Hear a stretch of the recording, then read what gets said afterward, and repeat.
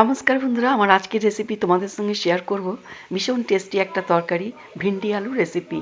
এখানে ভিন্ডি ভালো করে ধুয়ে পরিষ্কার করে নিয়ে কেটে নিয়েছি। এবার চলে যাব গ্যাসের কাছে। গ্যাসের উপরে কড়াই চাপিয়ে দিলাম। কড়াইয়ে সরষের তেল গরম করতে দিয়ে দিলাম। তেলটা গরম হয়ে গেলে দিয়ে দেবো কেটে রাখা ভিন্ডি। ভিন্ডিটাকে এখানে লাল করে ভেজে নেব। ভিন্ডি এখানে আমার ভাজা হয়ে গেছে। এবার একটা প্লেটে তুলে রাখবো। এই কড়াইতে দিয়ে দেবো সর্ষের তেল, দিয়ে দেবো একটা ফোড়ন, মেথি, তেজপাতা, একটা শুকনো লঙ্কা 2 টুকরো করে। মেথিটার থেকে খুব সুন্দর একটা ভাজা গন্ধ বেরিয়ে এসেছে। এবার দিয়ে দেবো বড় সাইজের একটা কেটে রাখা পেঁয়াজ কুচি। পেঁয়াজটাকে নরম হওয়া পর্যন্ত ভেজে নেব। পেঁয়াজ এখানে ভাজা হচ্ছে ততক্ষণ একটা মশলা তৈরি করে নেব। এখানে নিয়ে নিয়েছি 8-10 কোয়া রসুন, 10-12টা গোলমরিচ, কাঁচা লঙ্কা, 2টো শুকনো লঙ্কা, সব কিছু একসঙ্গে বেটে নেব। পেঁয়াজটা অনেকটাই নরম হয়ে গেছে। এবার ভালো করে কেটে ধুয়ে রাখা আলু দিয়ে দেব। আলুটাকে পেঁয়াজের সঙ্গে নাড়াচাড়া করে নিয়ে 5 মিনিট আমি ঢেকে রাখবো। ঢেকে আলু ভেজে নেব। বন্ধুরা, এই রেসিপি খেতে এতটাই টেস্টি হয়, লুচি, রুটি, পরোটার সঙ্গে খেতে ভীষণ ভালো লাগে। একবার হলেও তোমরা ট্রাই করতে পারো। ঢাকনা খুলে এবার আমি দিয়ে দেবো ঝাল লঙ্কার 1 চামচ, ঝাল লঙ্কার গুঁড়ো 1 চামচ, হলুদ গুঁড়ো 1 চামচ, স্বাদ মতো নুন। এবার সব কিছু একসঙ্গে নাড়াচাড়া করে নিয়ে এখানে দিয়ে দেবো বেটে রাখা মশলা।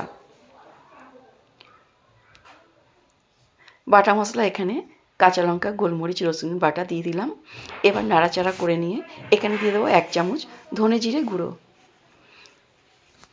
এবার মশলাটাকে খুব ভালো করে কষিয়ে নেব। দিয়ে দেবো একটা টমেটো। টমেটো দিয়ে নাড়াচাড়া করে নিয়ে মশলাটাকে খুব ভালো করে কষিয়ে নিয়ে এখানে দিয়ে দেবো গ্রেভির জন্য জল। মশলা খুব ভালো করে কষানো হয়ে গেছে। এখানে দিয়ে দেবো গ্রেভির জন্য জল। জলটা দিয়ে আমি 5 মিনিট আবার ঢেকে রাখবো।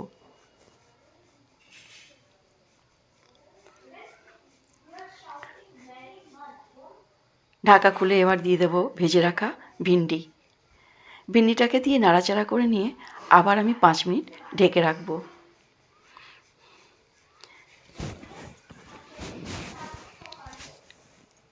5 মিনিট পর ঢাকা খুলে আমি দেখে নেব। আমার আজকের রেসিপি ভিন্ডি আলু রেসিপি একদম তৈরি বন্ধুরা। এই এই রেসিপি এবার আমি সার্ভ করে নেব।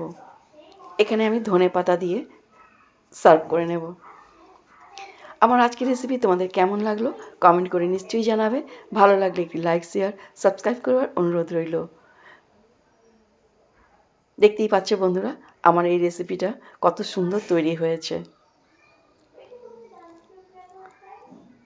পরবর্তী ভিডিওতে আবার একটি নতুন রেসিপি নিয়ে তোমাদের সঙ্গে দেখা হবে। তোমরা সুস্থ থেকো, ভালো থেকো। বাই বাই বন্ধুরা।